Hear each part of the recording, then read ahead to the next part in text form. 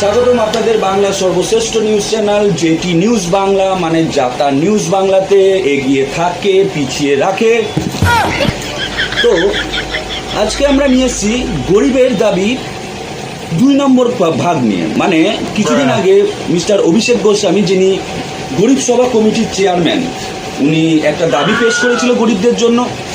সেটাতে 4খানা দাবি ছিল গরিবদের। তো উনি আবার একটা দাবি নিয়ে এসছেন, তার মধ্যেও 4খানা পয়েন্ট আছে। 1 নম্বর দাবি হলো গরিবদেরও এসির হাওয়া খাওয়ার অধিকার আছে, তাই রেশন দোকান থেকে প্রত্যেক বছর একটা করে এসি গরিবদের জন্য দিতেই হবে। ভালো প্রস্তাব। 2 নম্বর দাবি, গরিব দিদিভাইয়েরা আগে 10 টাকায় 10টা ফুচকা পেত, এখন 10 টাকায় পায় মাত্র 5টা ফুচকা। কেন? ওনাদের দাবি এখন 10 টাকায় 20টা ফুচকা দিতেই হবে। 3 নম্বর দাবিটা হচ্ছে বস্ত্রশ্রী প্রকল্প চালু করতে হবে। বস্ত্রশ্রী প্রকল্পটা কি? প্রত্যেক পুজোতে গরিবদের জন্য বস্ত্র প্রদান করতে হবে সরকারকে। কি বস্ত্র? ছেলেদের জন্য একটা করে লুঙ্গি আর স্যান্ডো গেঞ্জি, আর মহিলাদের বা দিদিভাইদের জন্য একটা করে নাইটি হাওয়াই দিতেই হবে।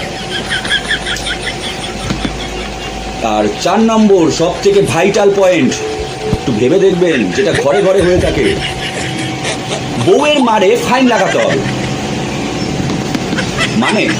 মানে গরিবদের ঘরে টাকা পয়সার জন্য অশান্তি হয়, বউরা বেধড়ক মারছে স্বামীদেরকে, কিন্তু বড়রা কিন্তু তাতে কোনো লাভ হচ্ছে না। না পাচ্ছে টাকা ইনকাম করতে, না পাচ্ছে বউয়ের হাতের থেকে মার কম খেতে। তো এবার যদি না কি হচ্ছে, বউরা বরের গায়ে হাত তোলে, একটা মারে 1000 টাকা, 5টা মারে 5000 টাকা, 10টা মারে 10,000 টাকা, এরকমভাবে সরকারকে ফাইন দিতে হবে। তাতে কি হবে? বউরা মেরেও হচ্ছে শান্তি পাবে, মনটাকে শান্তি দিতে পারবে, আর বড়রা মার খেয়ে সরকার থেকে পয়সা পাচ্ছে, তাতে ওদের অর্থনৈতিক ব্যবস্থাও হচ্ছে উন্নতি হচ্ছে, তাতে বড়রা মার খেয়েও থাকবে।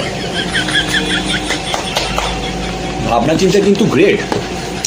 দেখা যাক, সামনে ভোট, জানি না কে জিতবে, কিন্তু গরিবদের এই প্রথমে 4টে দাবি আর এই আজকের 4টে দাবি, টোটাল 8টে দাবি কিন্তু সরকারের কাছে কিন্তু পেশ করা হবে।